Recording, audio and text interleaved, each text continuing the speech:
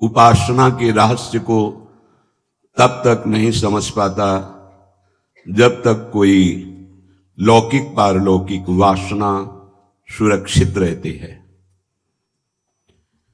ये वासना बहुत सूक्ष्म होती है, साधना से दब जाती है, पर जैसे वायु का संयोग और फूस का संयोग होने पर चिंगारी पुनः ज्वाला रूप धारण कर लेती है, ऐसे ही साधक के हृदय की वासना साधना से जो चिंगारी रूप में हुई वो दबी रहती है।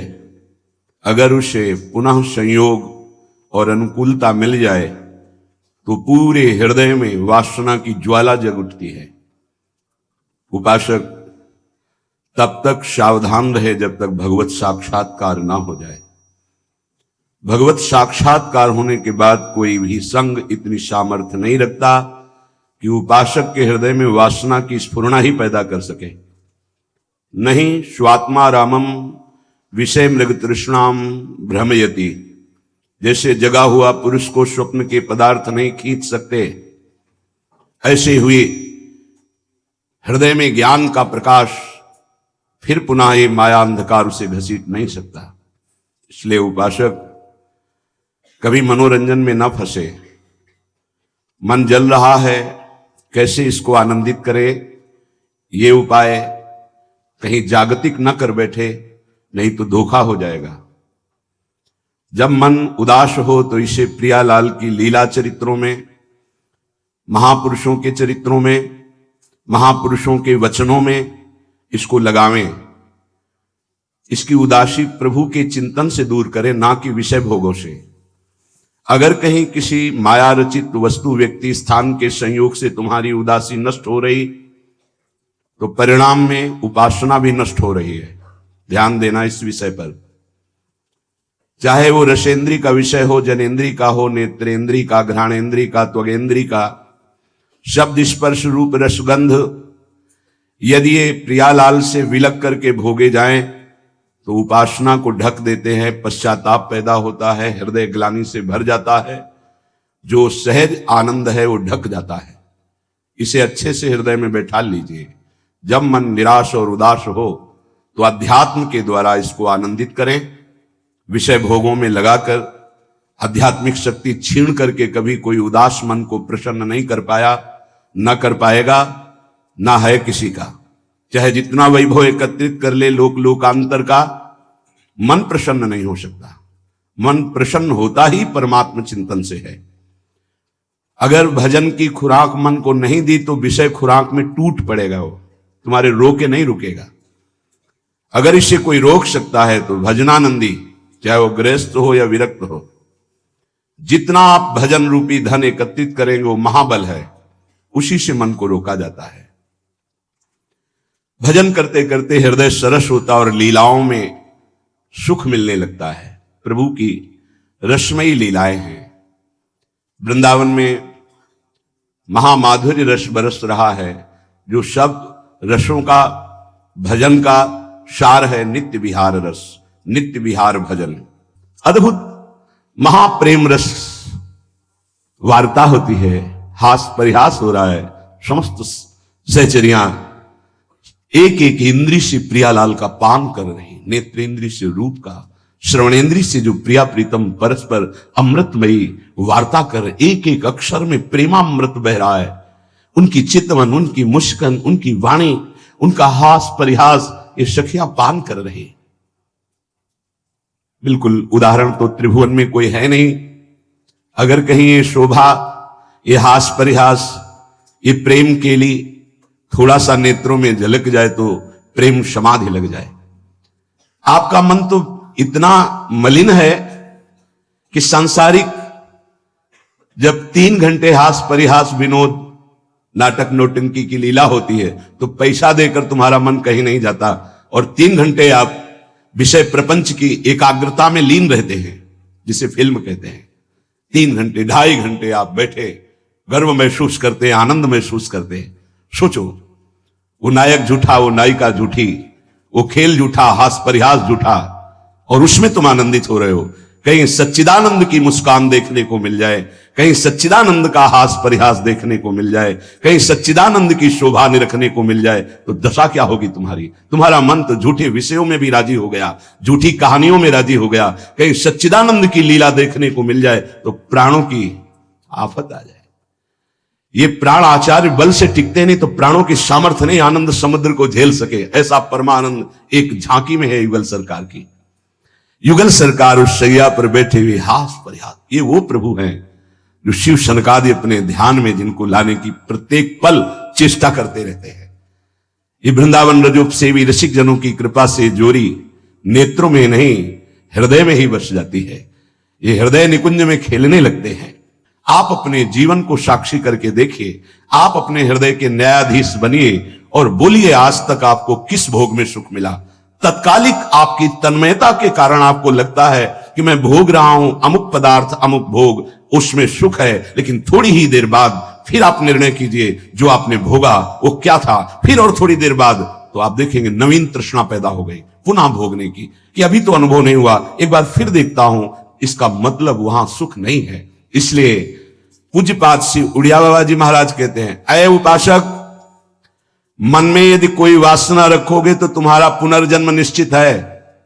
बहुत ध्यान से सुनिएगा, ये बड़े न्यायाधीश हैं, ये ब्रह्म प्राप्त भगवत प्राप्त महापुरुष जो बोलते हैं यही प्रमाण माना जाता है।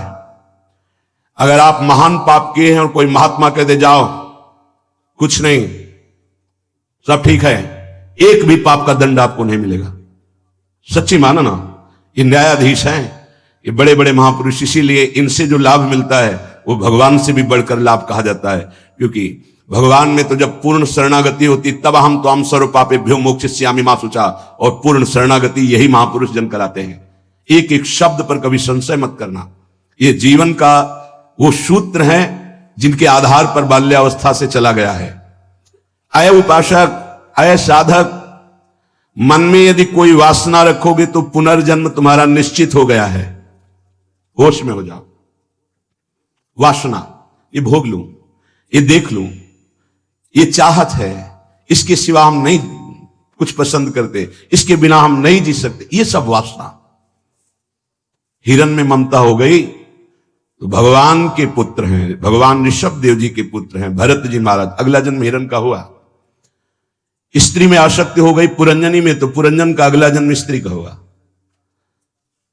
अगर कोई भी वासना है आपका जन्म होगा, प्रमाण सहित कहते हैं बाबा। प्रार्थना करते हैं कोई वासना रहने ना पावे, नहीं तो अगला जन्म हो जाएगा, बड़ा निकृष्ट भी हो सकता है।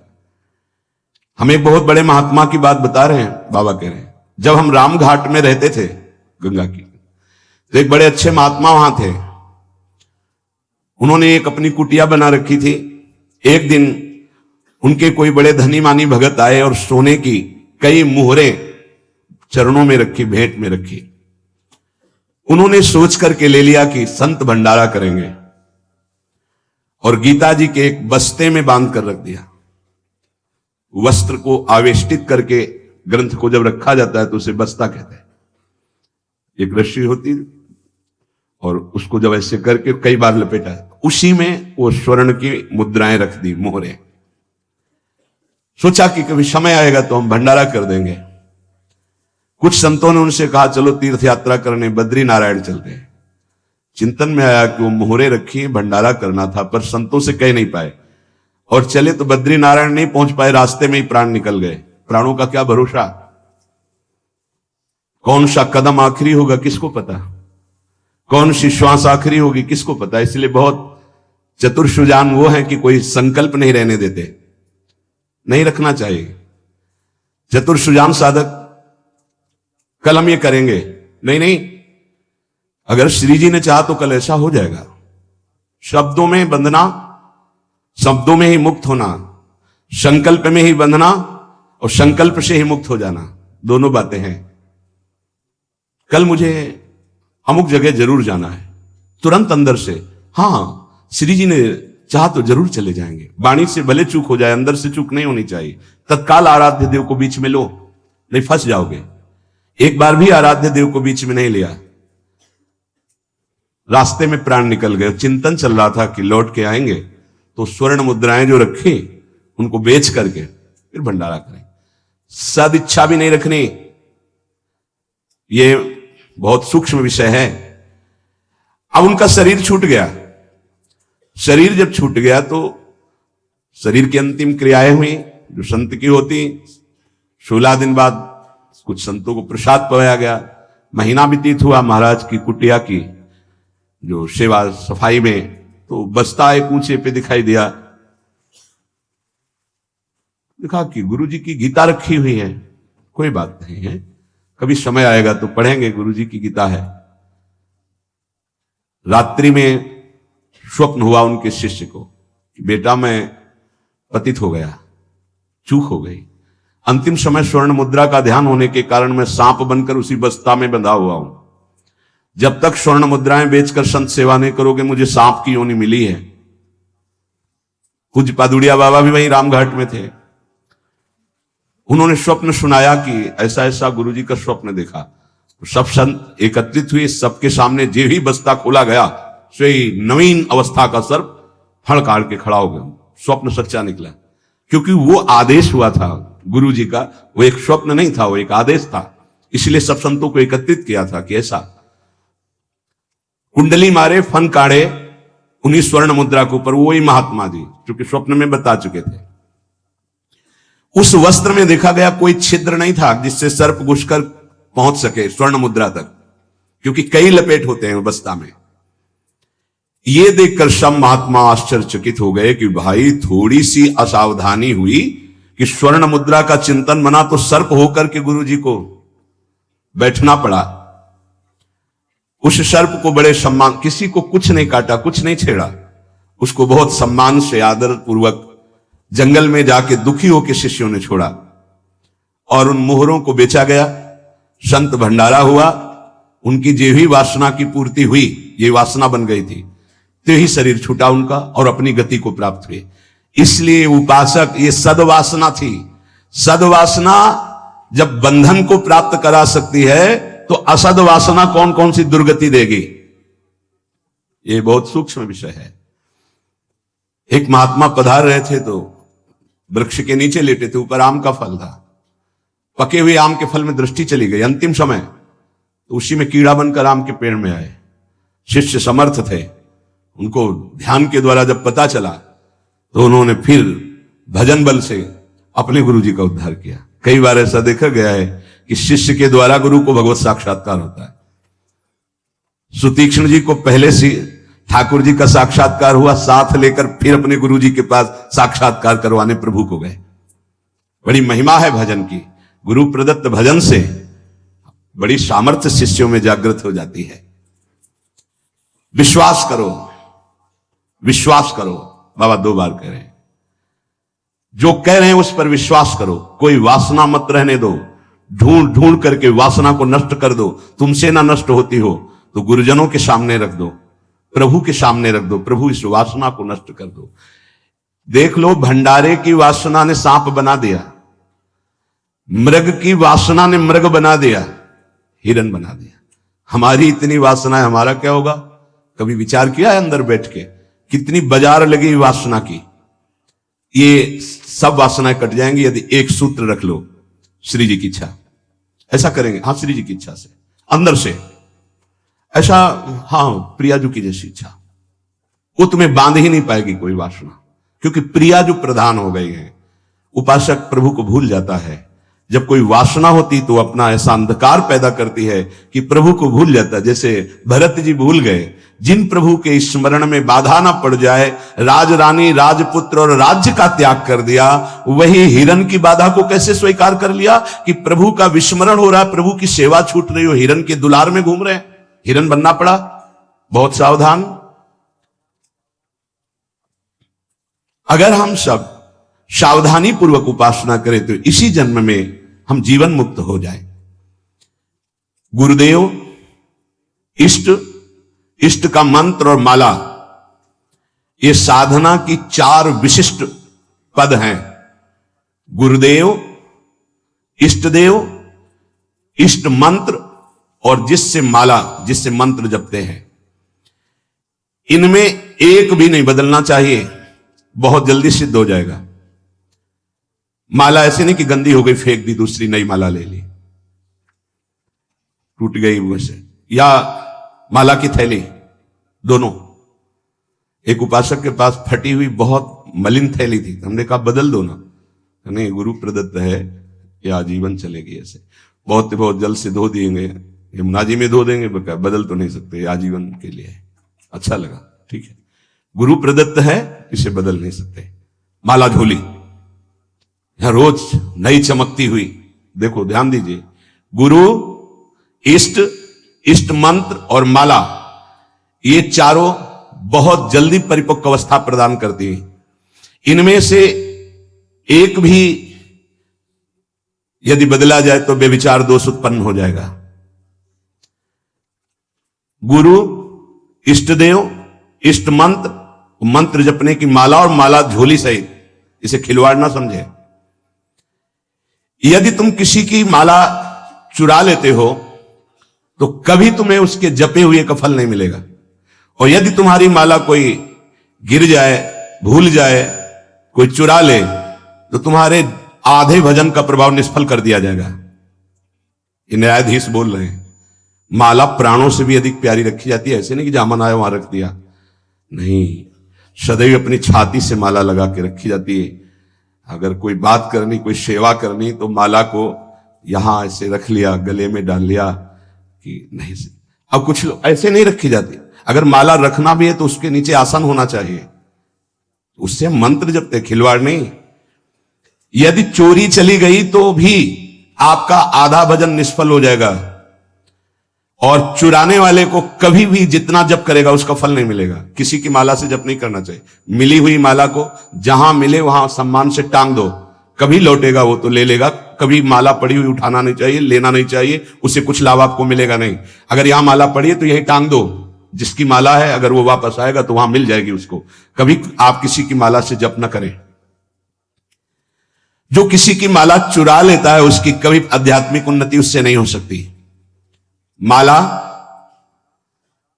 झोली, इष्ट मंत्र, गुरुदेव और इष्ट देव आजीवन एक ही रखे, बदलाव न करे। यावत जीवन इन चारों को एक रखे, गुरुदेव, इष्ट देव, इष्ट मंत्र, इष्ट माला, उपासक बहुत जल्दी परिपक्व अवस्था को प्राप्त हो जाएगा। ये बातें बड़ी गूढ़ हैं, ये आध्यात्मिक सत्संग इसलिए आपको ये सुनने को मिल रही। कर्म 4 प्रकार के होते हैं। एक कर्म जिनसे यहां भी सुख मिले और परलोक में सुख मिले, जैसे हम यहां किसी भूखे को भोजन पवा देते हैं तो हमारी संपत्ति भी बढ़ेगी और परलोक में इसके पुण्य का बड़ा लाभ प्राप्त होगा।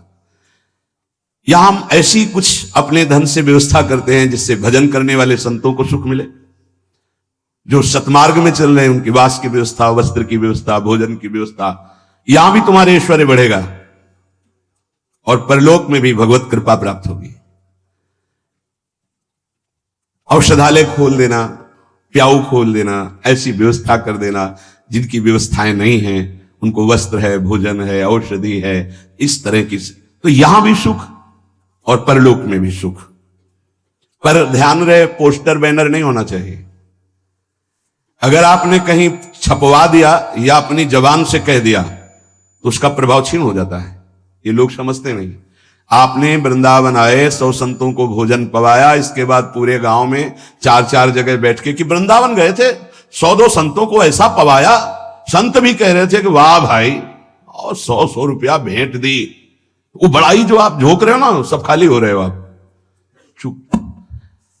ये लोग कुछ ऐसे देहाभिमानी होते हैं कि एक पंखा भी टंगवाएंगे ना तो पंखा की हर पंखुड़ी में जिला अमुक, बाबा का नाम हो, दादी का नाम हो, ये नाम और वो नाम, अपना नाम, पूरा पता, फोन नंबर सहित पंखा में ऐसे देखे गए। कुछ भी करना है पूरा, ये सब। तुम्हें अपने नाम की चिंता है या संतों की सेवा की चिंता हुई? तो ये ध्यान रखो, जिनमें यहां भी सुख मिले और परलोक में सुख मिले उसे सत्कर्म कहते हैं। सत्कर्म गुप्त होना चाहिए, पर अभिमान गुप्त होने नहीं देगा, पक्का।